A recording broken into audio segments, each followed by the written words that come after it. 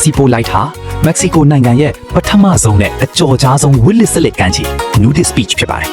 1980ပြည့်လွန်နှစ်တွေကတည်းက hippie တွေစတင်အခြေချခဲ့ရကနေလူသိများလာတာဖြစ်ပြီးလွတ်လပ်မှုငြိမ်းချမ်းမှုနဲ့ချစ်ချင်းမေတ္တာကိုအခြေခံတဲ့ယဉ်ကျေးမှုတစ်ခုဖြစ်အခုထိတည်ရှိနေတာပါဗျ။တိနာမည်ရဲ့အတိတ်ပဲစီပိုလိုက်ဆိုတာရှီဟောင်းနာဝါထိုဘာသာစကားအရတည်ခြင်းတရားရဲ့ကမ်းခြေ beach of the dead လို့အတိတ်ပဲရပါတယ်။ဒါပေမဲ့လက်တွေ့မှာတော့ဒီနေရာဟာလူသားတွေရဲ့ကိုယ်ပိုင်လွတ်လပ်ခွင့်နဲ့တဘာဝတရားကိုခံစားနေကြတဲ့တောက်ဝင်လှုပ်ရှားနေတဲ့နေရာတစ်ခုဖြစ်နေပါတယ်ဗျ။နိဝစ်လစ်စလစ်နေထိုင်ခြင်း nudism ရဲ့ဆိုလိုရင်းဒီပွဲတော်ကိုလာကြတဲ့သူတွေအတွက်အဝတ်အစားမပါဘဲနေထိုင်ခြင်းဟာကာမဂုဏ်ထက်အောက်ပါအချက်တွေကိုပိုပြီးရည်ရွယ်ကြပါတယ်။နိ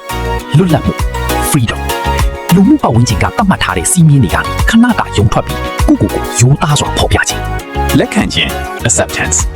ကိုယ့်ရဲ့ခန္ဓာကိုယ်ဟာလှသည်ဖြစ်စေမလှသည်ဖြစ်စေအရှိကိုအရှိအတိုင်းချစ်တက်လာစေဖို့ body positivity ပေါ့ဘေးကင်းလုံခြုံမှုပွဲတော်မှာလာရောက်သူတွေဟာတယောက်နဲ့တယောက်အလုံးယိုသေးကြပါလေဗျ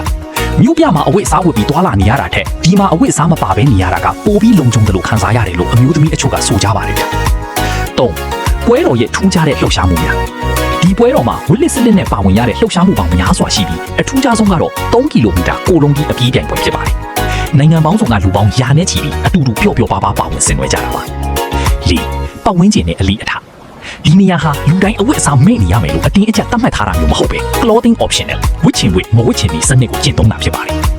နေရောင်ခြည်တဲတောင်ပြင်းတဲ့လေငင်းကိုခန္ဓာကိုယ်နဲ့တိုက်ရိုက်ထိတွေ့ခံစားရတာဟာတစ်နှစ်ပတ်လုံးအတွက်စိတ်သက်ခွန်အားဘက်ထရီပြန်ပြည့်ပြီးတယ်လို့ဖြစ်စေတယ်လို့ပါဝင်သူတွေကယုံကြည်ကြပါတယ်ဗျ